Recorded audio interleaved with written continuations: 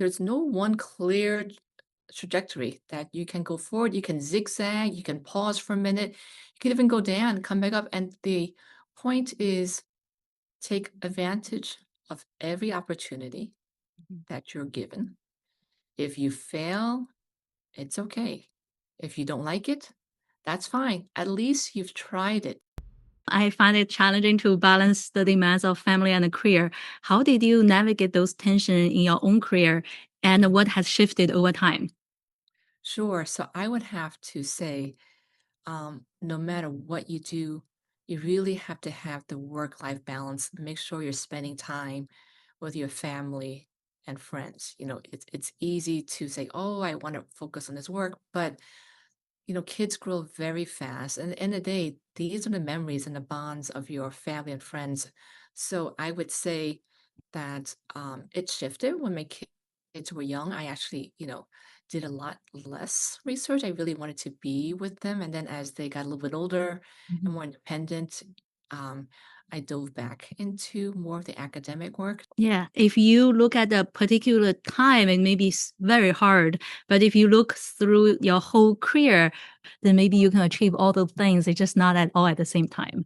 So you will be rewarded so many research grants.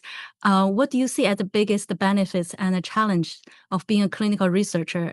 And what advice would you give to radiologists interested in applying for research grants? Sure. So I would say that right now we're in a Mhm. climate where it's hard to do research. So I have this basic rule. If you're applying for a grant or writing a paper, the most basic question is it a good question?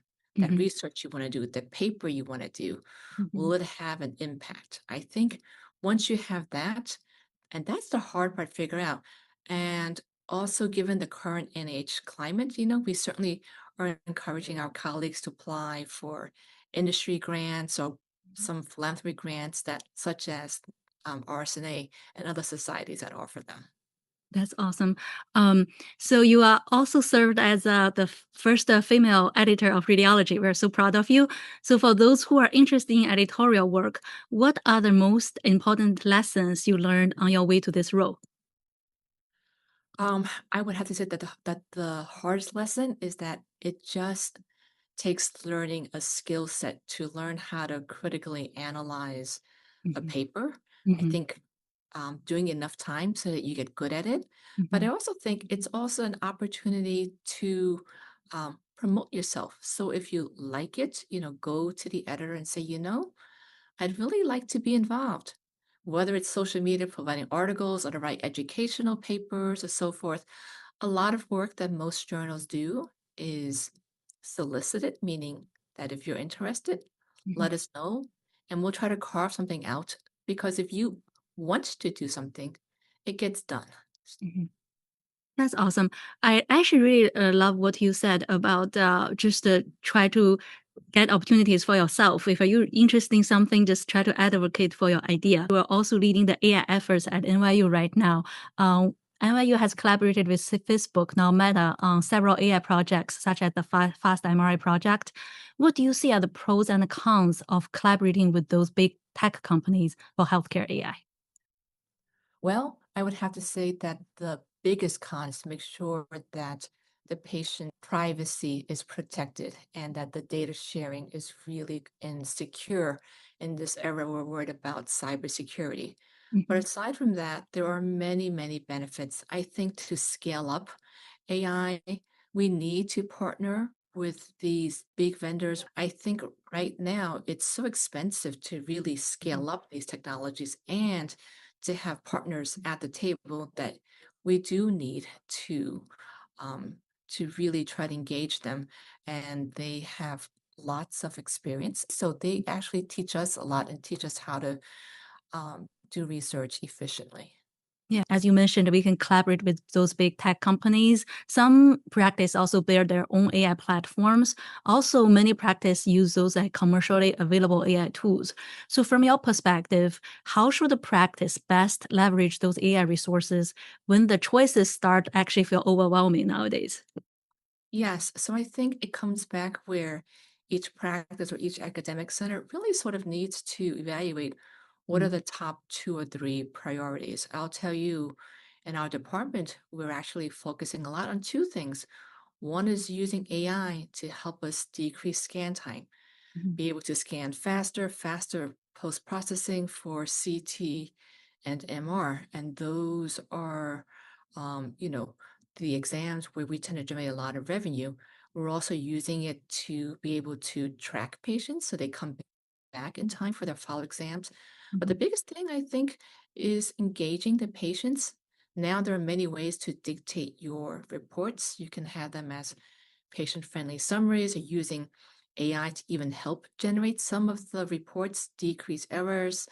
We're actually trying with some success video reports to patients. They really like that.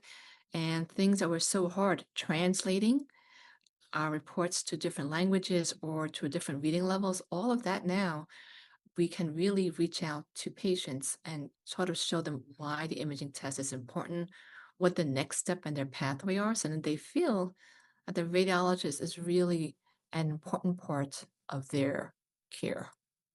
I feel like you touched the two very important area. One is how to make our work more efficient. Second is put the patient first. That's like the Amazon model. If you put your customer first, always think about how to make your customer's life easier, make them understanding the care they are getting, then you are more likely to have patients that want to come back.